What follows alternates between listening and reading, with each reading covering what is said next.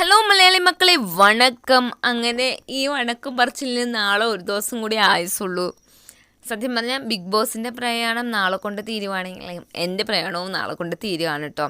അപ്പം ആദ്യം തന്നെ കാണിക്കുന്നത് ടോപ്പ് 5നെ മേക്ക് ഓവർ ചെയ്യുന്നതായിട്ടാണ്. അതായത് റയൻ്റെയൊക്കെ പച്ചമുടി ആയിരുന്നല്ലോ, അതൊക്കെ ഒന്ന് മാറ്റണം, നാളെ നല്ല കളർഫുള്ളായിട്ട് ഉണ്ടാവണം എന്നുള്ള ഒരു രീതി കൊണ്ടായിരിക്കാം മേ ബി നല്ല രീതിയിൽ 5 പേരെയും ഫേഷ്യലും കാര്യങ്ങളും ഒക്കെ ചെയ്ത് റെഡിയാക്കുന്നുണ്ട് കേട്ടോ. അപ്പോഴത്തേക്ക് പിന്നീട് പറയുകയാണ് കണ്ടസ്റ്റൻസ് എല്ലാം പോവണം എന്ന് പറയുന്നുണ്ട്. അപ്പോൾ അവരതിൻ്റെയൊക്കെ സങ്കടത്തിലും കാര്യങ്ങളിലൊക്കെ കാണിക്കുന്നുണ്ട്. എല്ലാവർക്കും അതിൻ്റേതായിട്ടുള്ള ഫീലിങ്സ് കാണിക്കുന്നുണ്ട്. അതായത് വീണ്ടും ഒരു റീ എൻട്രി കിട്ടുക എന്ന് പറഞ്ഞാൽ അത് വലിയൊരു ഭാഗ്യമാണ് എന്ന് പറയുന്നുണ്ട്.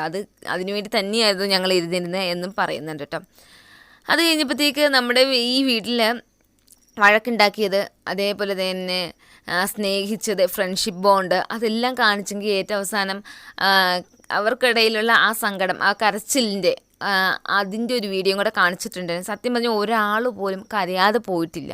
സമൂഹത്തിൻ്റെ ഒരു റിഫ്ലക്റ്റർ തന്നെയാണ് ഈ ബിഗ് ബോസ് എന്ന് പറയുന്നത്.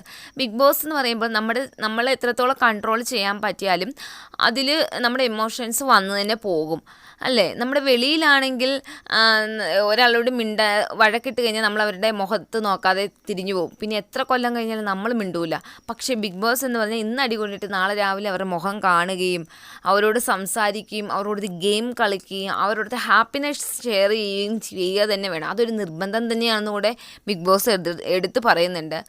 അപ്പം അങ്ങനെയുള്ള സ്ഥലത്താകുമ്പോഴത്തേക്ക് കുറേ ലോട്ട് ഓഫ് എമോഷൻസ് വരാൻ ചാൻസ് കൂടുതലാണ്. വരിക തന്നെ വേണം, എന്നാലേ നമുക്ക് പറയാൻ പറ്റത്തുള്ളൂ ഇയാൾ ഒരു റിയൽ മാനാണ് അല്ലെങ്കിൽ ഇയാൾ വുമൺ ആണെന്ന് പറയാൻ പറ്റത്തുള്ളൂ.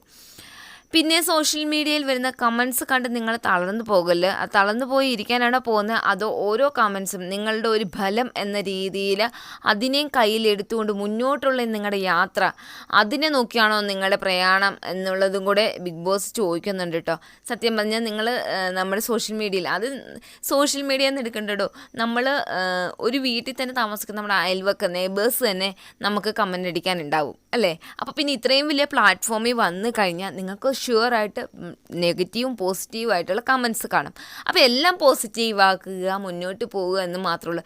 ഞാൻ കണ്ടതിൽ വെച്ച് നമ്മുടെ മലയാളം സീസണുകളിലും ഒക്കെ കൂടുതൽ നമ്മളിങ്ങനെ എല്ലാവരെയും സൈബർ ബുള്ളിങ് ചെയ്യുന്നത് കാണും. എന്തിനാണത്?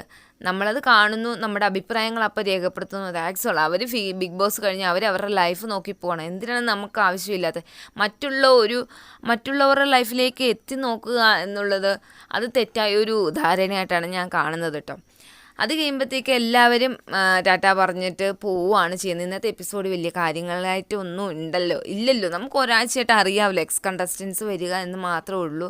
അതിൽ ഗെയിമും കാര്യങ്ങളുമായിട്ട് മണി ബാഗ് മാത്രമേ ഉണ്ടായിരുന്നുള്ളൂ. സത്യം പറഞ്ഞാൽ ജാക്ലിൻ പോയത് ഭയങ്കര സങ്കടമാണ്. ടോപ്പ് 5ൽ ഉണ്ടാവേണ്ട ഒരു വ്യക്തിയായിരുന്നു ജാക്ലിൻ. മിഡ് വീക്ക് എവിക്ഷൻ ഉണ്ടാവണമായിരുന്നു, പക്ഷേ അത് ഇപ്പോൾ ടോപ്പ് 5 ഉണ്ടല്ലോ, ടോപ്പ് 6 ആയിരുന്നല്ലോ ജാക്ലിനും കൂടെ എടുത്തിരുന്നത്. അപ്പം മിഡ് വീക്ക് എവിക്ഷനിൽ പവിത്ര മസ്റ്റായിട്ടും പോകും, അങ്ങനെയായിരുന്നു. പക്ഷേ ജാക്ലിൻ പോയത് കൊണ്ടും മണി ബാഗ് എന്നുള്ള ട്രാപ്പിൽ നമ്മുടെ ജാക്കാണ് വീണതുള്ളത് കൊണ്ടും ജാക്കിൻ്റെ ഫാൻസും നമ്മളെപ്പോലുള്ളവർക്കെല്ലാം ഒരു സങ്കടമാണ്. അതെങ്ങനെ പറയേണ്ടതെന്ന് വെച്ചാൽ, അതായത് ജാക്ലിൻ നാളെ ഉണ്ടാവേണ്ട ഒരു വ്യക്തിയായിരുന്നു, പക്ഷെ എന്ത് ചെയ്യാനല്ലേ, ലക്ക് വേണം. അപ്പം നാളെ ടോപ്പ് 5 ആണ്. കൃത്യം 6 മണിക്കാണ് കേട്ടോ നമ്മുടെ ഫിനാലെ തുടങ്ങുന്നത്. ഒരു 10 o'clock അത്രയും തന്നെ കാണുമായിരിക്കാം. പ്രതീക്ഷയോടെ കാത്തിരിക്കുന്നത് മേ ബി മുത്തുക്കുമരനാണ് വിന്നാവാൻ ചാൻസ് കൂടുതൽ. സെക്കൻഡ് പൊസിഷനിൽ സൗന്ദര്യ, തേർഡ് വിശാലാണ്, ഫസ്റ്റ് എവിക്റ്റ് ആവുന്ന റയ്യാനും പവിത്രയുമായിരിക്കും കേട്ടോ. ബാക്കി 3 പേരും റണ്ണറപ്പുകളാവാൻ, അല്ല 2 പേര് റണ്ണറപ്പും ഒരാൾ വിന്നറാവാനും ചാൻസ് കൂടുതലാണ്. ഇന്ന് നമ്മളുടെ വീഡിയോ ഇത്ര തന്നെ ഉള്ളൂ. നാളത്തെ ഫിനാലയുടെ റിവ്യൂ ആയിട്ട് ഞാൻ വരാം. അപ്പോൾ ഉള്ളത് അപ്പോൾ അപ്ഡേറ്റ് ചെയ്യാൻ ഞാൻ ശ്രമിക്കാം കേട്ടോ.